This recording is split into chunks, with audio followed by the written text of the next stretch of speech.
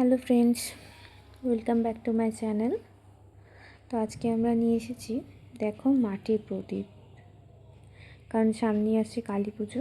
কালী পুজোর সময় আমরা ভূত চতুর্দশীতে মাটির প্রদীপ দিয়ে থাকি, যেটাকে আমরা 14 প্রদীপও বলি।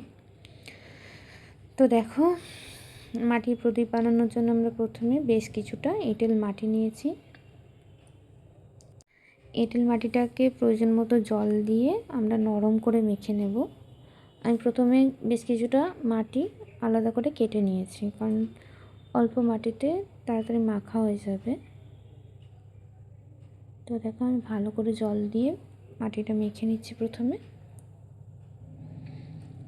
নরম করে মাখতে হবে, যেন আমরা নিজেদের পছন্দ মতো শেপ দিতে পারি। তো মোটামুটি মাখা হয়ে গেছে। এখানে যদি কোনো শক্ত অংশ থাকে সেগুলোকে অবশ্যই আগে ফেলে দিতে হবে। যদি এই মাটিতে তেমন শক্ত অংশ কিছু ছিল না। তো দেখো, এবার মাটিটা ঠিকঠাকভাবে যখন মাখা হয়ে যাবে, যেটা আমরা নতুন আকৃতি দেওয়ার জন্য প্রস্তুত হয়ে যাবে মাটিটা, তখন প্রথমে আমরা কি করব, তো এখানে দেখো বেশ কিছু সুন্দর ফুল, ভালোই লাগছে দেখতে। তো মাটিটা যখন রেডি হয়ে যাবে মাখা, তারপরে আমরা মাটিটাকে হাতে করে গোল বলের মতো একটা আকৃতি দেব। তো এইভাবে গোল করে নিয়ে মাটিটাকে আমরা বলের মতো আকৃতি দেব। তারপরে বলের মতো করে নিয়ে মাঝখানটা আলতো করে আঙুলে করে চাপ দেব, একটা গর্ত করে নেব। গর্তটা করার পরে চারপাশে হাতে করে আলতো আলতো আলতো করে ঘুরিয়ে ঘুরিয়ে বাটির মতো আকৃতি দেব। তারপরে দেখো, সব দিকটা যেন সমান হয়, সমান না হলে দেখতে ভালো লাগবে না।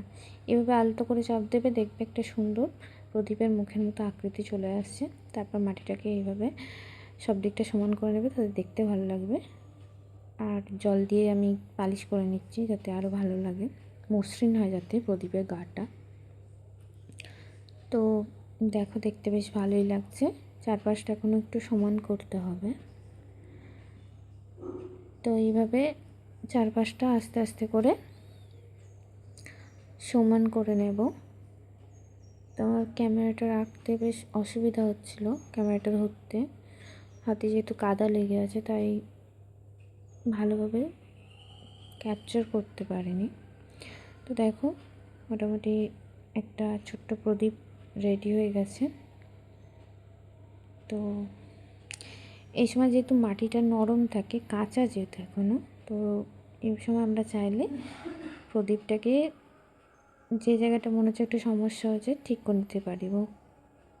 এই যে যেমন আমি ঠিক করলাম। তো দেখো, সুন্দর লাগছে। তো এইভাবে আমি আরও 14টা প্রদীপ বানিয়ে নেব।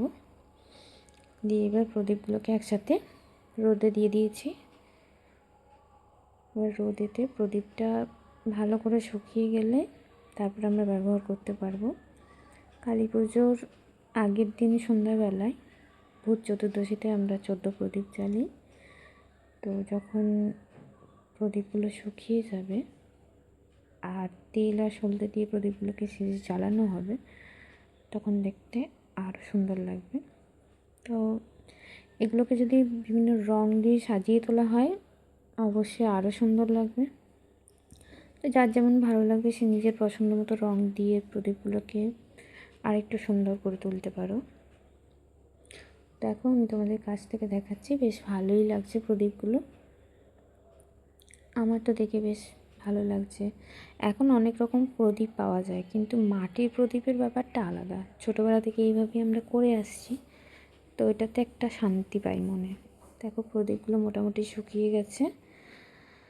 তো আর একটু রোদ খেয়ে শুকিয়ে গেলে আরোই ভালো লাগবে। তো ভিডিওটা তোমাদের যদি ভালো লাগে, তোমরা চ্যানেলটা সাবস্ক্রাইব করবে আর